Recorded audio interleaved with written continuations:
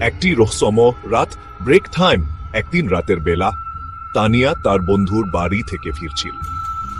রাস্তা ছিল নির্জন, চারপাশে কুয়াশা। হঠাৎ করেই সে দেখতে পেল রাস্তার ধারে একটি পূর্ণ ফাঁহা বাড়ি। কৌতূহলবশত সে এগিয়ে গেল।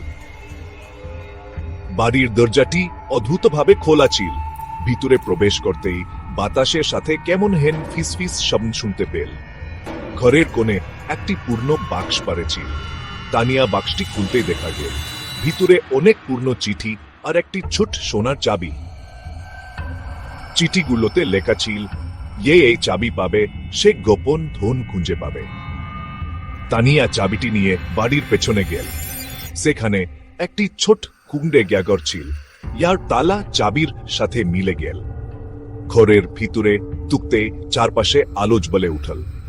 সেখানে অনেক পূর্ণ মুদ্রা, অলংকার আর একটি নোট পাওয়া গেল। ইয়াতে লেখা ছিল, তুমি সাহসী আর এটাই তোমার পুরস্কার। তানিয়া তখন বুঝতে পারল এই বাড়িটি আসলে এক ধন সম্পদের রহস্য লুকিয়ে রেখেছিল।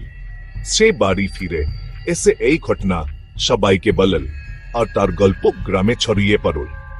এরপর থেকে সবাই তাকে রহস্য সন্ধানী তানিয়া বলে ডাকত।